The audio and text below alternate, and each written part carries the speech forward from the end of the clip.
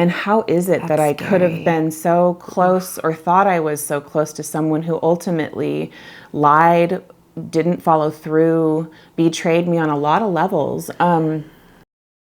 Disclaimer. This channel is for informational and educational purposes only. It is not a substitute for professional therapy, counseling, or medical advice. The content shared here does not constitute or replace therapeutic services. Please consult a licensed mental health professional for personal support.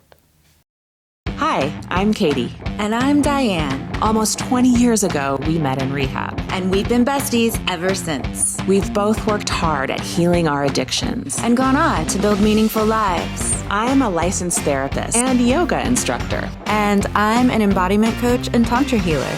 We believe connection and authenticity are the antidote to an increasingly polarized world. We're here to support you through your most difficult relational challenges with warmth, insight, and humor. Yes! And remind you, you're never alone. Because we can relate.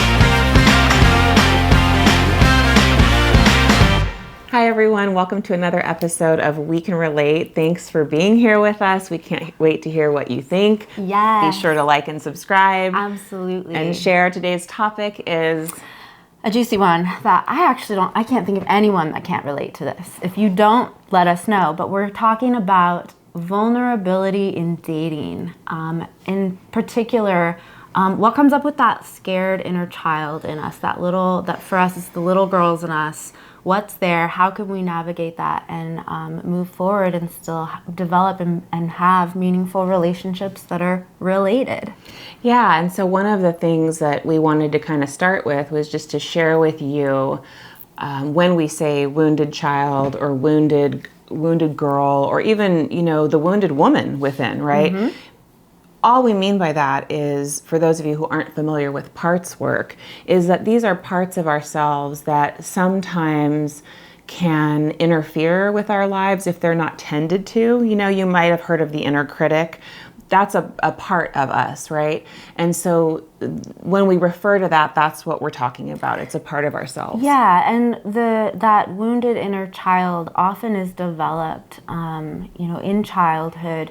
If our needs aren't met, particularly we're speaking into emotionally, if we're not validated or feel like resonance, relatedness, it's like wounding of disconnection that can happen in childhood, and then the after effects, we integrate these messages of, oh, I'm not lovable, for me it's like I'm too much, I'm fill in the blank, that furthers that disconnect, that separativity in relationships. And I notice it comes up it's running in the background a lot unless I'm observing it. Even in our friendship, as close as we are, the too muchness or whatnot starts coming in. So yeah, and I think I would just add to that, in particular with this topic, for me, it's less about my childhood, although it is all those things you said, but it's also more the experiences I've had in dating and with men. And of course, I'm a big part of that, right? I'm happy to own my part in those things that didn't go well for me, but it's been disappointment after disappointment after disappointment, and or people who had agendas with me, even the well-meaning guys, like wanting me to be a certain way or do what they wanted. And so I think for me, I don't even know if I would call it the wounded child in this one, maybe, but it's more like the wounded woman or teenager or girl. The battle scars of being a lived being, it's like relationship and intimacy and connection. A lot of the attachment stuff, attachment theory is a totally different episode for another time, but it's kind of related in the sense that some of this stuff comes in maybe in childhood, but then we pick these partners and are grasping, I think for what I've seen a lot of, and certainly for myself, this hope to heal some of this stuff, but picking partners that actually confirm the narrative, the script that got written when I was younger, and because of the wounded child, like reaching for people that it's like, please validate this girl in me that still wants to be chosen, maybe? 100%. I was just, as you were saying that, I got all excited because I was thinking of like when you light up. the perfect example of that is something that you all might be familiar with, and let us know if you've been in this position. But, you know, women, it could be anyone, but women going for the unavailable man is sort of a, is sort of a stereotype. And that the way you're linking childhood stuff to then more adult stuff, I think, is that, you know, if you had a father figure who was unavailable emotionally or just was absent, a lot of times as a child, as an adult, you're looking to heal that through a relationship in the outer world. Well, the issue is that you then go to these people who are unavailable, and you're just re-traumatizing yourself because you're trying to heal something in something that can't be healed with that person because it's the same wound. Yes! Yes! Boom! Slam dunk, 100%. In fact, so cute. This is what takes us into what some of you might have heard rolling around out there, the term trauma bond. And that a lot of times, so we're drawn, there's this polarity, this charge, there's this magnetism, and that's there for a reason. There's something that wants to be worked out alchemically. Like, oh, there's this energetic charge, and sometimes it's lust, but there's this, I'm thinking back when I was younger, the wounded me that just wanted approval and all these things, and I would seek out these men that weren't actually available, and I actually thought my early relationships with men that were controlling, very controlling, I mistook that as love because it was like, oh, you care so much that you want to know every detail of where I was and you want me to explain my whereabouts and you want to go, I mean, you're going through my purse and my trash, that seems a little much, but, until it became overwhelming, but I didn't understand that it was actually the polarity that was trying to resolve itself of, oh, he must love me because he wants to know so much, when I felt like nobody had cared where I was for, you know, what was going on. And so it's interesting. Yeah, and the fact that like when we're starving, symbolically starving for something, love or attention or whatever, we often will put up with stuff that we normally never would because we're dying to heal that. And one of the things I think, I just want to bring this in right now for you guys to consider is that if you have a pattern in relationships and you're going for, say, someone unavailable, to try to begin to look at that symbolically so that you can stop that pattern. You can say, like, this is me trying to heal something that I'm putting myself in this double bind because this person isn't going to do it. Maybe 1 in a million chance they change, but honestly, no, it's like, no, that is you having to pull back and remember there's a way in which if you're going for someone unavailable, there's a way in which you are unavailable to yourself. For sure.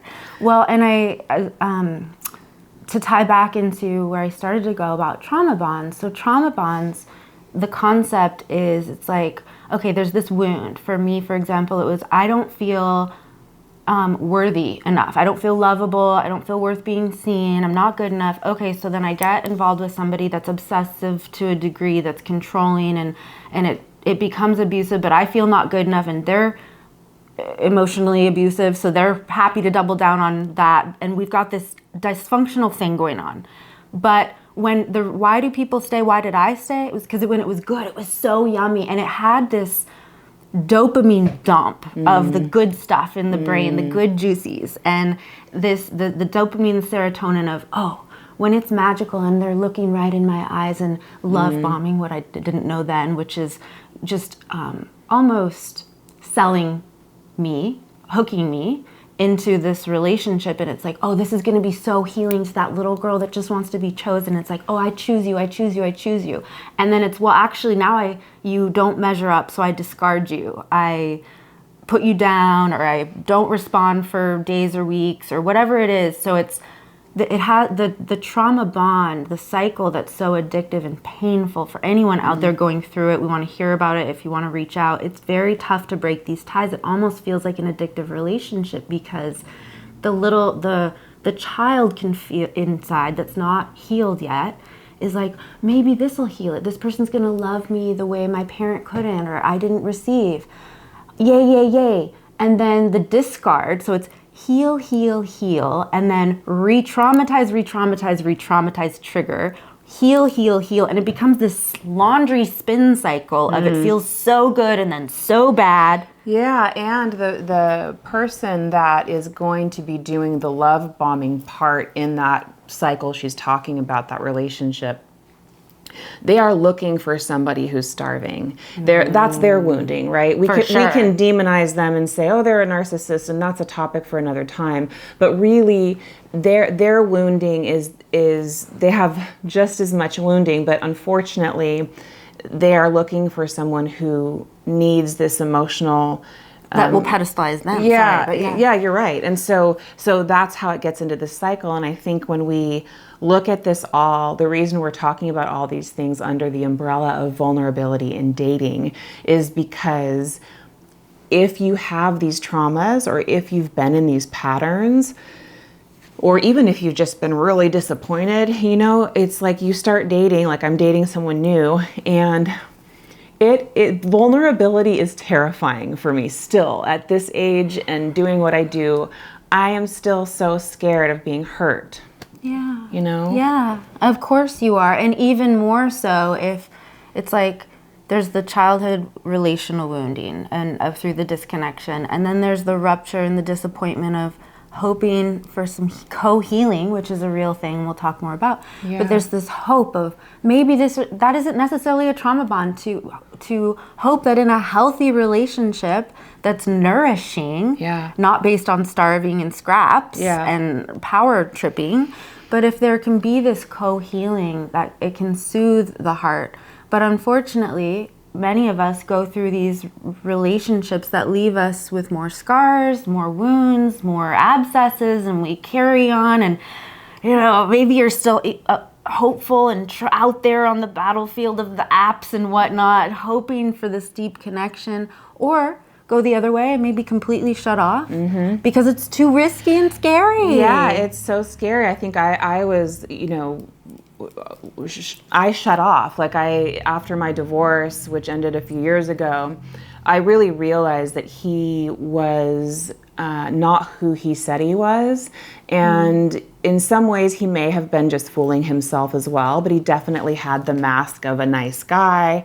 And I really bought it. I really believed it. And now I'm left, you know, after that's been over and I'm, you know, through it, really going, I never knew that person at all.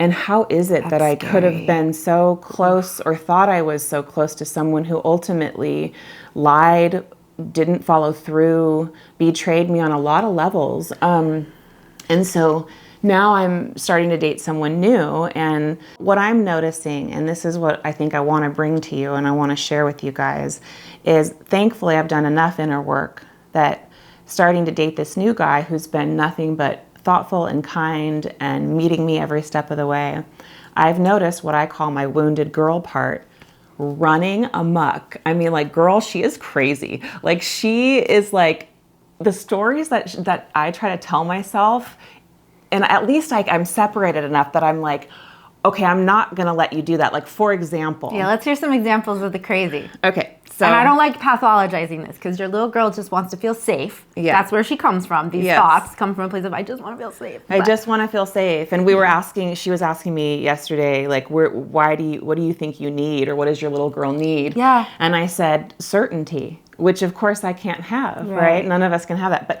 so he had not reached out to me one week. And normally the pattern had been that he would reach out and we would make a plan.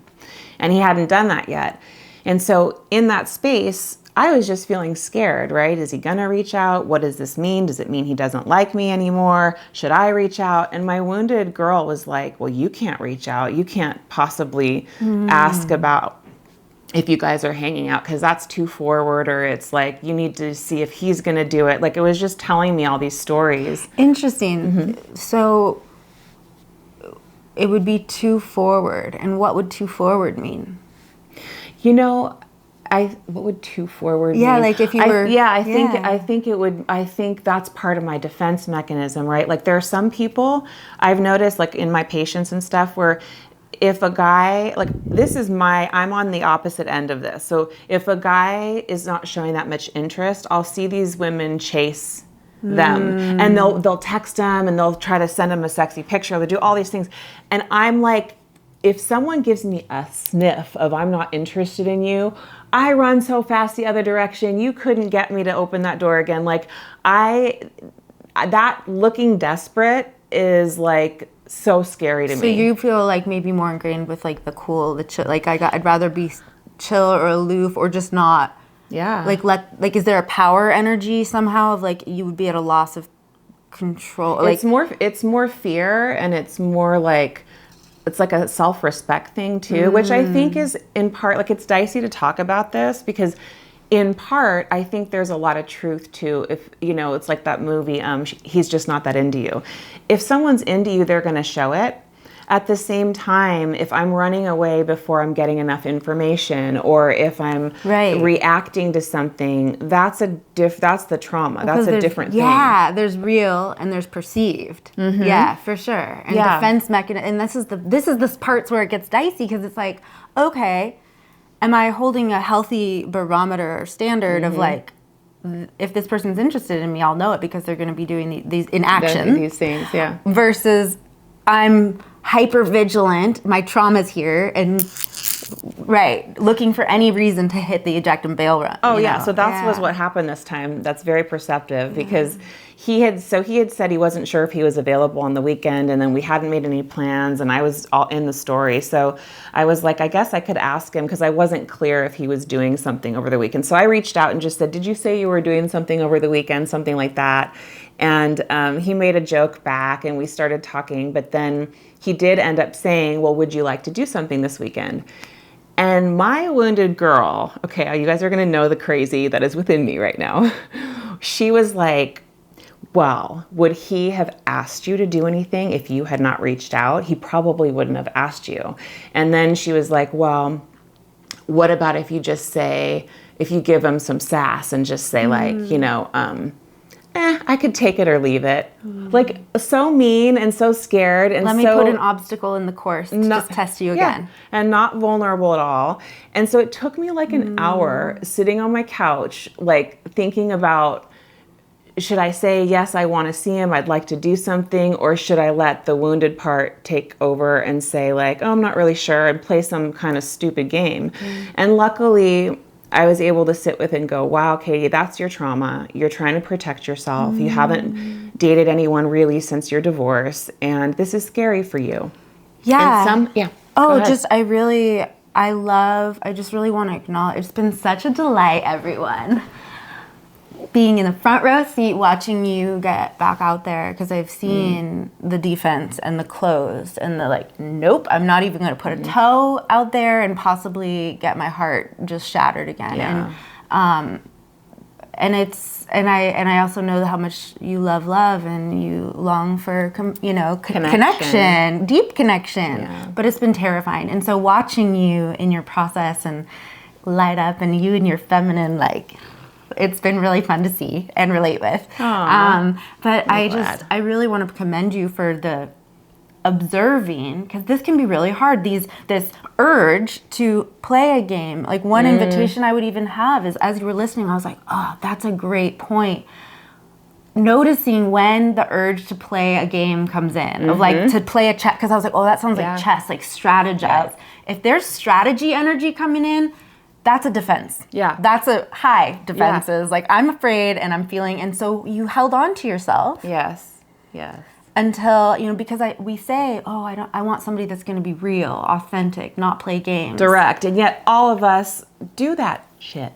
Well, I feel like it's hard not to. It's hard not to. It's really hard not to. And so just paying attention to, I'm feeling the need to do some distancing through this, like, doing marionette puppets or something. Like, and unfortunately, that comes at the direct cost of authentic connection and relatedness. Because if we're doing the game playing, we're not giving an opportunity for him to meet you in your amazing, soft and juicy tenderness. Thank you. So what happened? No, what it's happened so next? true.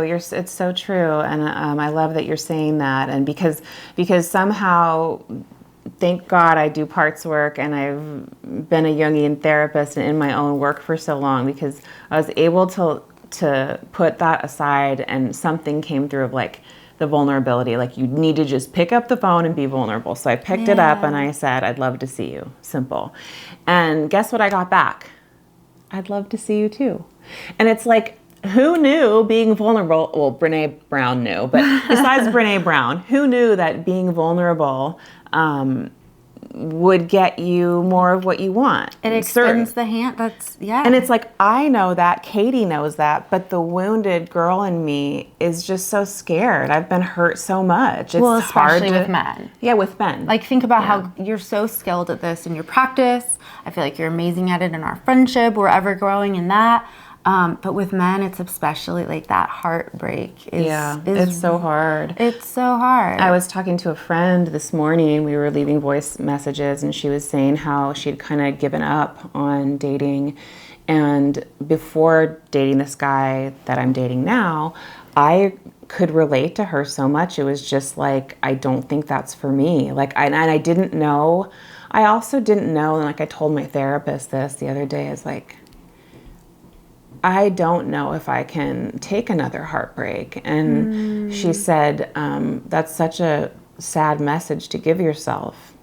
And I thought about it and really marinated on that. And it's like, yeah, I have lived with a broken heart. I can do it again, but do I want to? And honestly, that's a living question for me that I'm clearly going forward with this guy, because he's seems special to me, but I am that terrified. Yeah. And I am that sensitive as a person, and I have been hurt that much. And it's like, and I know we all have felt that, but it's like, I have a lot of admiration for people who just keep getting back out there, because it's hard. Yeah. This is so juicy. There's like 8,000 directions I know. And I'm like, we have all these notes too. I'm like, we haven't gotten to the notes. No, I really, because it touches on the things that we talked about. Like,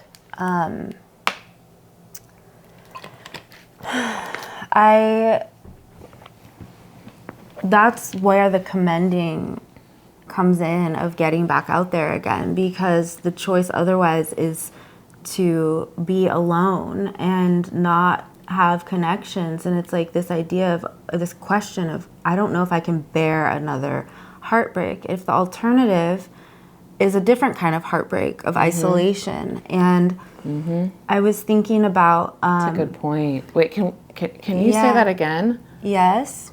What did I say, y'all? Okay, well, I remember you said that there's two different types of heartbreak, and one would be, although I like to be on my own, I'm really good at it. I enjoy, for the most part, my own company. It does come with so much loneliness. Yeah. And so there's heartbreak in that. And I just never thought of it how you just said it, Di, which is like, it's like choosing your heart. Yeah, choosing your heart, because I could do it that way, but then I don't have that connection in the, special sort of love relationship way. And which one do you want to choose? Yeah. And it's that concept of like, is it better to have loved and lost? Like, I happen to think so. I've had these relationships that have been super dysfunctional and problematic, and I've grown through all of them. And what I think one of the best takeaways is, I've learned that I found an inner union in myself, that I needed to find that inner girl. Like,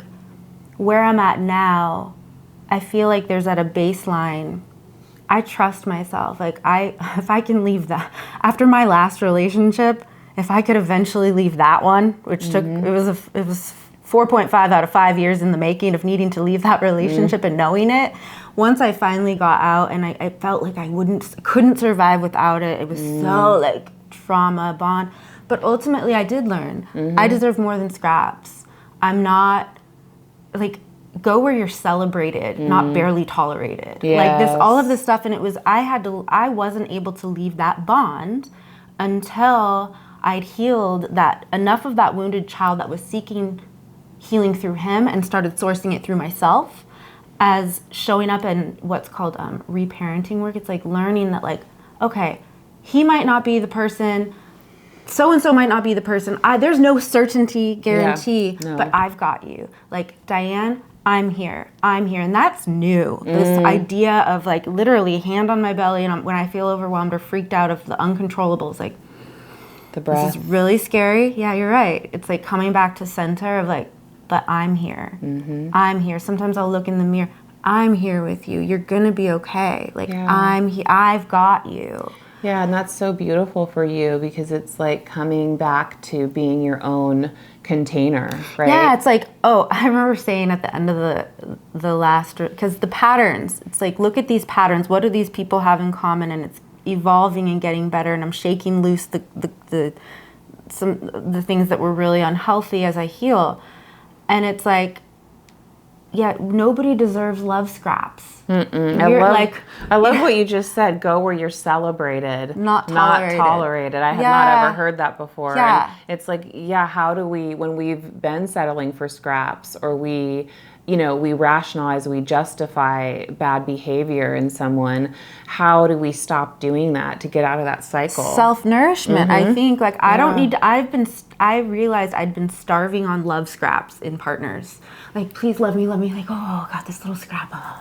Yeah. And it's like, I'm a goddamn cake and a chef. Like, I nourish myself. And not in a I'm better than way, but just like once that place, getting to a place of like, okay, I've got a set point of like, these are the qualifiers, and if a person can't meet me there and celebrate or relate or these various things, now I will be okay, and I don't need this, and I release it, and it creates spaciousness to call in something that is more aligned, nourishing. But I was thinking about what you said yesterday about I want certainty, like I want certainty and safety, and how that attachment to, like, if we let that come in the way, the attachment of like, I just need to know it's going to be this relationship won't hurt me, this person won't hurt me,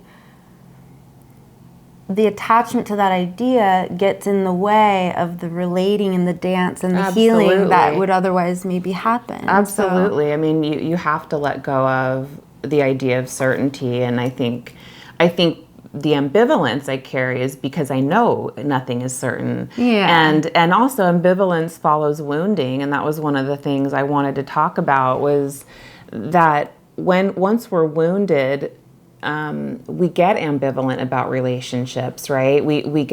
They're very fraught, and it's so hard to bear being vulnerable. And when we can't bear the vulnerability, we come up with defensive, protective stories, right? And we do this, we rationalize, we justify about why we're right, why we convince ourselves, you should not trust, and we convince ourselves that we're right. Like, we listen to those stories and go, yeah, I shouldn't trust him, I should really be on guard, because the intimacy is there, it's available, and it's scary.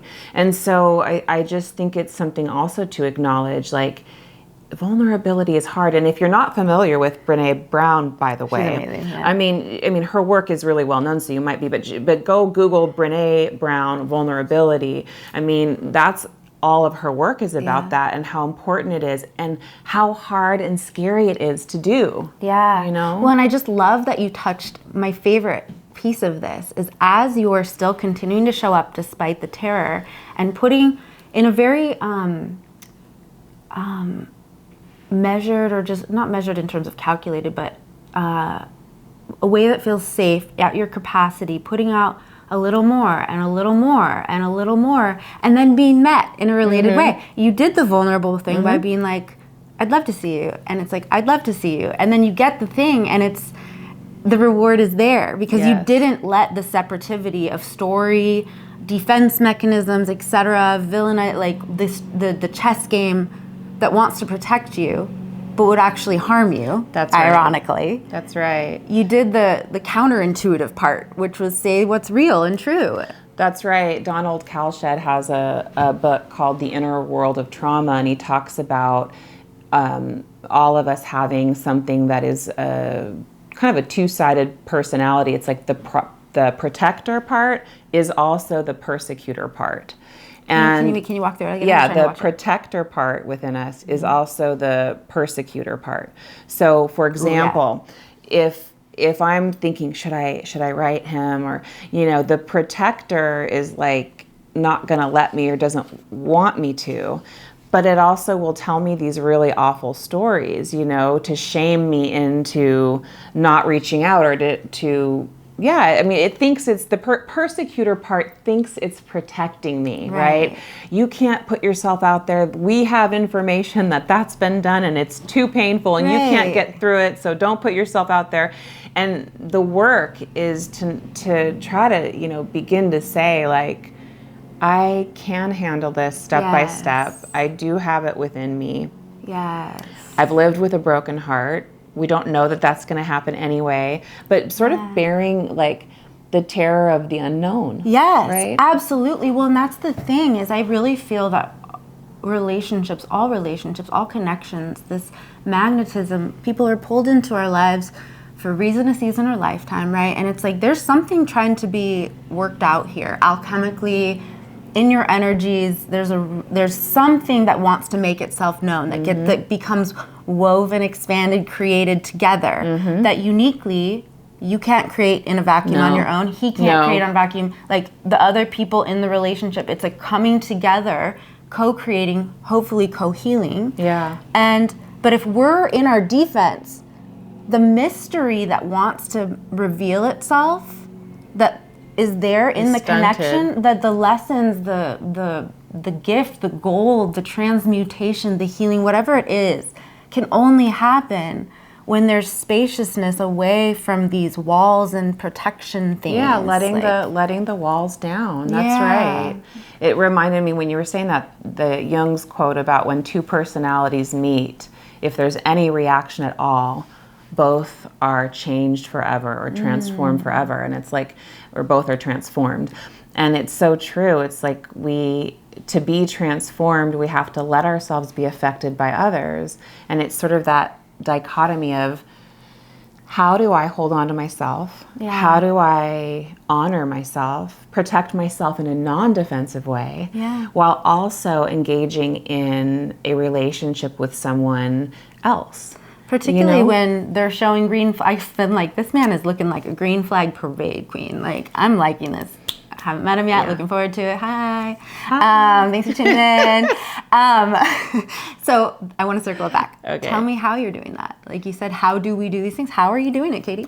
Well, tell us. The way I've been doing it is to be really observing what part of me is talking, what part of me is reaching out, and processing it. Like I had told my analyst the other day that, he had shared some feelings, and I was like, he can't mean that, it's too soon. And she's like, this poor man, Katie, what are you doing? So I work on it, right? I process things with my analyst. I look at, okay, that's my fear. I'm scared, I'm scared, not because I like him so much,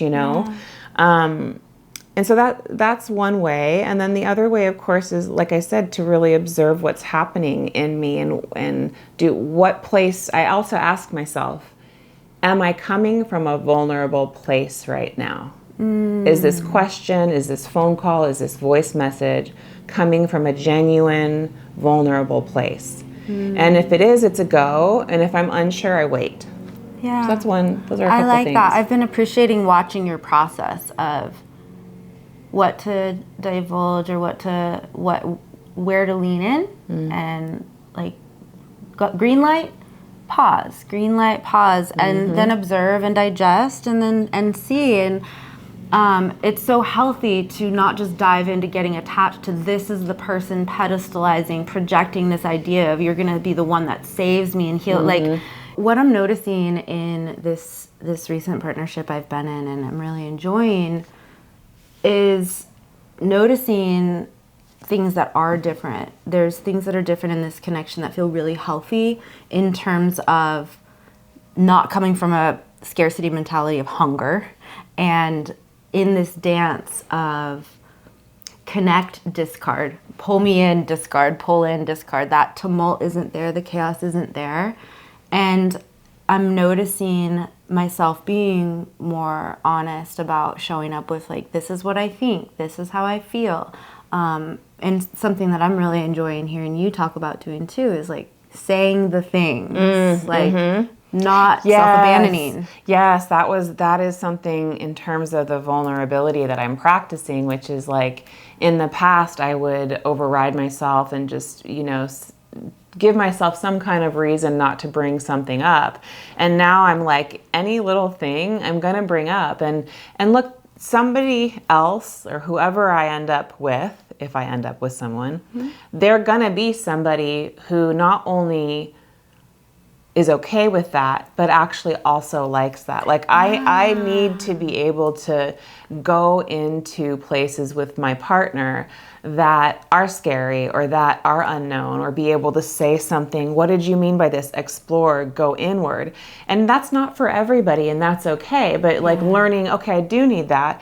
And I'm not gonna just throw things aside or shove it under the rug. No, I'm going to say, I noticed this, and ask questions and be curious, what's this about? Because otherwise I'm not only am I not being vulnerable, I'm not taking care of my own needs. Well, not only that, but like, again, if you're not bringing an authentic self, like, or saying the things, that's a different kind of defense mechanism that goes against the grain of really deep relatedness and connection, which is what we're hungry for. And it's like, I think of all these times I origami'd myself to try to be the thing for somebody, and then drew in somebody that wasn't the thing for me at all, and was happy to keep me like in that because I was doing that to did that to myself and so now it's like, okay, how much more authentically can I show up with, this is what's important to me and what matters to me. And I love what you just said, because something I'm really enjoying about this connection is this person is like, there's no need to be the chill girl who self-abandons, like, oh, it's fine, I don't have feelings about it. It's like, no, I want to know exactly, tell me how you feel. What do you think? Like, what is that like for you? What do you think? What do you feel from the micro to the macro and across the board? I want to learn everything about you. That's exactly right. That's how I am too. It's like, I want to know the person. I want them to fully know me. And I think because we're each our own little universe, it's like we never stop knowing each other. Like Diane, and it's funny because Diane brought up the other day, she was like, I never worry about that with our friendship. Like, am I going to get bored? We've known each other going on 20 years. And like, I don't really worry about that. And it's so funny. I don't worry about it either. Why does it happen in romantic relationships? It's like we take the time in friendships often to carve out time to sit eye to eye to discuss all the things, and it's like, well, I want that in a romantic partner. We meet up for the coffees, we have the voice chats, like, tell me all the things, what happened here, what happened with that. But that fear, noticing of at what point, the fear in me is relational apathy, where it's the discard or it's the death in it.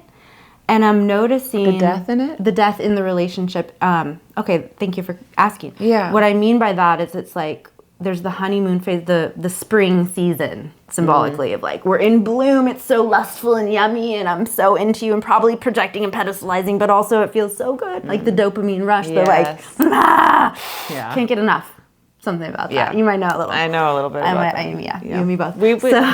Everyone probably knows. You guys have been there. Come on. Right? And then the arc, right? Sorry. Our sound effects.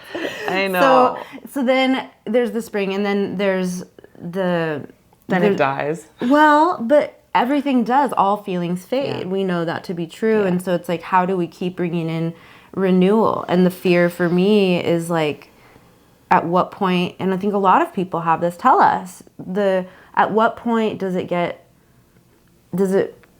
become an old thing that becomes taken for granted or isn't tended to anymore? The weeds, I like to refer to it as, we tend our love garden, and it's like our love forest. It's like, we put in energy consciously, like what you're speaking into with friendship, of we set intentions, we meet each other, we come together and we eye gaze, and we ask the follow-up questions, we share appreciations, and it's, how can we keep a life force, a presence, an intentionality in the new now, like the ever-blooming lotus? Yeah, right? That's such a beautiful way of saying it. Someone told me once, I think it was one of the people I was in analytic supervision with, which I do occasionally, and he was saying, like, the way to keep relationships new is that you have to find the other in your partner again and again. Yeah. And and I think that's kind of what you're saying. And it's this idea, right, of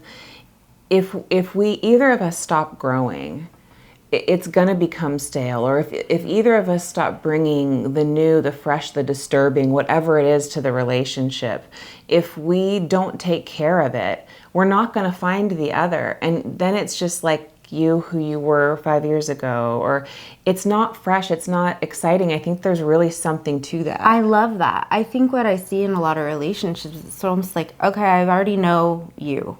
Like, I've got the download, and now it's like, and there's this breakdown. And, you know, I said in another episode, people take better care of their cars often than they do of their relationships. And then it's like, and there's also so much pressure on relationships to be the best friend, the partner, the sexual, like, you know, end all be all, most exciting thing, but also the comforting thing. Like, that's a lot for one person to hold. Yeah. And so that comes back to, okay, the self-sourcing and also having balance in other areas of life. So not expecting your partner to give you everything, because that's unrealistic. You know, your partner is human, and it's like, you know, knowing what you need that are non-negotiables, and then knowing what you can get elsewhere. Yeah, absolutely. And so yeah, I just was noticing in this connection things that are being done differently, and I love this idea that, okay, am I doing something new and different in a way that's serving the now? Because I really do feel like these relationships get called in, these connections, for a reason, season, lifetime, to teach us things. And therefore there's never, like, it's never for waste and wasted time. And it's like, okay, so this is different. And I'm happy after hearing you say, oh, I just want the certainty and the security. I want to know that I won't get hurt. And I was like, oh, how wonderful to not be hijacked by feeling like I've got to know I won't be hurt. I've got to know the future. But what I also realized was, in this beautiful connection that I'm in and find meaning in, and connection, there's also limitations in terms of availability, distance, etc. And so there's a part-time distance element to it. And you lovingly pointed back to me, I wonder if there's some safety in that. And I was like, what?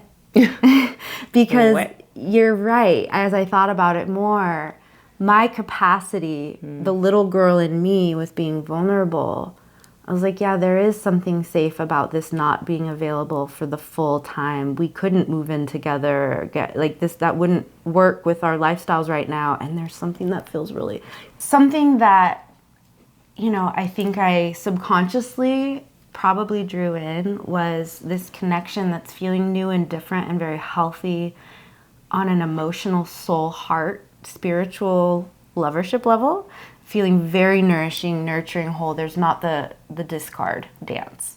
But on a logistical level, there's mega containment. And so for my inner capacity, the girl in me that's so afraid, I'm like, well, what am I afraid of? If all of the logistical pieces were no longer a thing, and this person became became beautiful man, like, that I'm so wild for, became fully available. On one hand, I'm like, conceptually, I'm like, I love that, but my core, the body part is like, yeah, scared. Because all of a sudden it's like, how much time do I have before he is over it, or bored of me, or it's and all of that stuff of the too much, the apathy, somehow that still feels scary. And so I'm pleased to be showing up and building capacity. It's like each relationship as a teacher, it's the next rung on the ladder. That's right. And surrendering to the mystery right now, this feels really meaningful to me, very healing, nourishing. And I don't know where it goes. And I don't know if those limitations change. And I don't have to yet. But it was just interesting with your loving kind of observation to be like, oh, there are ways that I'm still trying to protect that part of me that's not ready for the full-time thing that I know deep down, long term, I want. Yes. So it's this dance, right? This intimacy dance of, Yeah. you know, we all want it or say we want it, but when we get close, there's such a also desire to run away, I think, because we've all been hurt. So it's this idea of, and that's something I wanted to bring into, is this idea of how difficult I find it to be in couple energy, or to be with someone energetically, even if it's not intimate sexually, but just to be in someone's presence or energy, and how, if it's the right vibe, how beautiful that is. But then there is this regulation that has to happen, right? That when you leave that person, especially if you've been intimate with someone sexually, but regardless of that, that we have to find this self-regulation of coming back to our home, to our own energy, our own selves. And I find that difficult. It's hard to feel, like you're saying, into the yummy, delicious energy, or feeling especially close with someone, and then having to sort of step out, re-regulate, come back to self. Yeah. Can I do it? Yes, but it's tough to do. And so many of these things are balanced, right? I love this. It actually makes me think of, it's the individuation process. Like, there's codependency, and there's interdependency, and then there's like hypervigilant autonomy of like, I won't let anybody in, and then there's the enmeshment. And I'm thinking, when there's that connection, who else can relate to being in that yummy energy and being like, I never want to go home, I never want to leave your side, I'm so obsessed with you, can't get enough, I just want to binge on you, like a drug. Yeah, like a drug. Yeah, and how, like what you're speaking into, that, okay, I'm going to go back to my actual home, or we break up, or whatever it is, that, or we just say goodnight for the whatever is the come down. Yes. That's hard to be in. It's so hard to be in. It's reminding me a little bit of our episode. We've done an episode, I don't know if we've done an episode on lust, and the idea of linking lust to relationship, because here at the beginning, right, it's the obsession, it's all these things. And then, what you're talking about, your fear was like, well, when is he going to be sick of me? When am I going to be sick of him, maybe? Or when is it just going to be more mundane? Yeah. And that is something that happens to couples, right? Yeah. Like there's so many people who are in marriages and couples, and who just, there isn't that passion or heat. They don't know how to access it. And the only thing that I can think of is that the antidote to death in a marriage or partnership is presence. Absolutely. And not only presence, but I would say also curiosity. And communication. Yeah. Yeah. I think of it like, I said, I think it was in the last episode, that what sacred sexuality distilled down to one word, presence. It's like, how does something not become old news? Well, you literally cannot, there can't be that decay in each reborn new moment. It's like that, right. The ever flowering lotus. And so I'm thinking about something you said about the coming down, or the separation again, like the coming together and then the separation in and of itself. Symbolically, there's little death. Little deaths, yes. Yeah, which, that's the cycle of life. And how do we then bring it back and be reborn, and renewal, death, renewal, death, renewal? And I'm thinking about this thing my mom and I came across once. We went to a wedding one time when I was in high school, and it was a lovely ceremony, and I didn't really think much of it. But she said to me after, she said, what did you think of the wedding? And I was like, yeah, it was fine. Why? What about you? I could tell she was going somewhere with this, a teachable moment. And she said, wise Colleen, she said, I just thought it was really interesting because there was so much focus on to become one, to become one, to become one. And it just started to kind of settle. It was lovely service, but you hear that a lot, to become one. And she's like, but I really feel like in a healthy relationship, it's more to become three. You, me, and we. Yeah, and the relationship itself is the third thing. Yeah, your life, my life, our life. Yeah. And so it's that, how do we maintain that balance, but also the excitement, the newness, and I don't know. If you guys know, let us know, because I think that's the cool thing about this is really a living question for most people, right? We're in this time in our culture where I think people are trying to heal this split and trying to find ways to have both love and excitement and freshness and vulnerability, continued vulnerability. And it's for me, it's a work in progress. And for so many of us, and it's how do we bring our wounds in, and how do we honor that whole process. And for those of you out there that are in long-term relationships that still have the yummy and feels very healthy, we want to hear about that. For those of you that have been wounded, what have you learned? What do you carry with you? I'd also like to hear, what would you, I was thinking about this for you, like with as scary and exciting as this has been, this new journey, like what would you like to see for yourself? Like what would you like to see for yourself, for the little girl in you? Like, that's a good question. What are you calling in, Queen? I like that question, I Queen. do too. I mean, I think for me, the work right now is to keep watching out for the little wounded lady, girl, whatever part that is, the defense. Watch out where she wants to cause trouble, and to call her home, and to remind her that it's okay and that I'm there.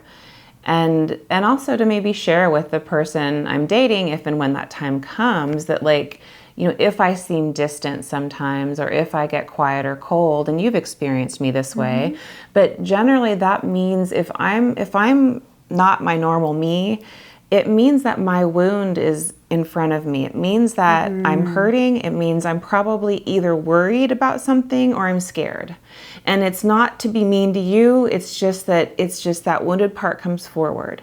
And so, learning about our partner's wounds and how to deal with them when they show up is important. But I think I just want to call in bravery for myself and continued, I'll say this about myself. If there's one thing I can count on, it's that I have a part of me that's a very strong part that is willing to throw me into the fire, and usually in front of everyone else, so everyone else can go, oh, she just threw herself into the fire. Maybe I can do that. And then meanwhile, I'm in the fire going, why the fuck did I put myself in the fire? Like, ouch, this burns. But I keep answering the call to be thrown into the fire. And I have to say that as painful as it is, I learn something every time, because out of that fire, that is the alchemy, that is the fire of initiation. And when I get to the other side, I have something I can take with me, right? And so I just want to keep telling myself, keep going, keep being brave and vulnerable, and keep watching out for that, because that is the thing that ruins the intimacy and relatedness that you actually want, whether it's with this person or not. You're going to want that. So you have to watch out for that, Katie. So Katie, if you're watching this. I'm so glad we're recording this, because all of that is what I would want to say and replay to the part of you that was like, I don't know if I can go through another heartbreak. I don't know if I could bear the pain of another heartbreak. Thank you. Because I know you, and I know, I think you're probably one of the most resilient people I've ever met in my life. Oh my gosh. And if anybody can bear anything, you. And if anybody deserves love, you do. Like big, loved, well, fuck, yes, I choose you, I'm here for you, I accept you, I see you, you're safe. Love, you do. Thank you. It's an honor to love you.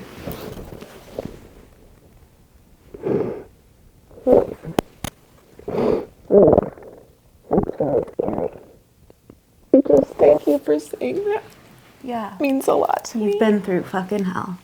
And it means a lot to me that you say that, because it's hard. It's been hard to get past my wounding, I know. I do know. I know you know. I know you know. I know you've been there, and we've had it. I think one of the things that's cool is we've had some of the same wounds and some of the different wounds, but and sometimes our wounds get expressed on opposite end of the spectrum, but it's the same wound. It's the same wound. And it's like the flip side of the same coin. Yes. We've talked, that. So Thank I'm so proud of you, because this is like going into the ring of fire. It's like the most fire, like love, relationship, having the courage to be like, it's worth it. Yeah. You Just just keep your spoke heart. to that. You just spoke to that wounded self, and I like, editors, can you just do a little and send her a reel? Yeah. I know, because I Really? probably will need to hear it. It's like, it's a hard thing to keep your heart open, but I'm trying. And that's all I can do. And I hope you guys are trying too. And what about you? I want to ask you the same question. What are you calling in for yourself? That is a good question. Yeah. I like this because, I really do feel like every relationship I've had that hasn't panned out, which, what does that even mean? It's like they've all been teachers, and they're getting me closer to what I hope will be this just really yummy, epic, like fruitful, healthy, sustainable love. But what a beautiful thing, like a gift of a lifetime, to learn to love well. Ourselves, a partner, a friend, family, the community, humanity, and the collective. So I'm proud of myself. I really like who I've chosen to connect with. I'm really appreciating. There's been a lot of co-healing, a lot of, I've done a lot of work on learning to hold on to myself and what I deserve, the value that I bring as a woman to a partnership, and to stand for that. And so I think it's a continued, I feel really pretty solid that I don't see myself self-abandoning this time around right now. And so what I'm calling in is to continue that, and to stay in a healthy place, and to continue to be vulnerable. I was noticing how I have my own little defenses that come in, like, oh, I don't like this cute selfie I was gonna send because of this was it, or, and like, as if, I don't know, I just would like to see myself, let myself continue to be seen, if that makes sense. Yes. Like, instead of the projecting judgment through his eyes onto me that I'm not enough, which is old bullshit that I absorbed elsewhere. Yeah. To let myself ever more be vulnerable with somebody that continues to feel safe, and to speak up when it doesn't feel safe for whatever reason, and see what repairs can be made, and then be open to whatever the mystery is here to show me through this connection with this really beautiful person. Yeah, that's beautiful. Yeah, it that's feels really yummy. beautiful. Yeah, to be in the moment, let go of agenda. Yeah. And I think I'd really like to hear from all of our viewers, what works for you? What do you want to call in? Yeah, what are you calling in, letting go of? Like, it's pretty remarkable stuff. And how can you be more vulnerable? What's one step you could take today to maybe share some vulnerability with someone you love? Yeah, to deepen that relatedness. And any other tips and tools before we wrap it up? I really like that you're being so discerning and taking your time. Thank you. I like that too, because it helps me feel safe. Yeah, that flooring Ferrari energy when the lust is hot. Oh man, who doesn't know that? I mean, it's hard. It's hard, but you're observing and noticing yourself, noticing tendencies, and asking oneself, where can you do this a little differently in the service of yourself? That's right. I was just going to say that was that how can you use whatever it is you're going through as not just for the relatedness or the relationship, but to really bring it back home and go, whatever's here, I'm going to learn something about myself, and that makes it worth it. That makes it worth it. Beautiful. Yeah. Tell us all about it. Thanks for tuning in. Be sure to like and subscribe, and check us out on our next episode. See you next time. Bye. Bye.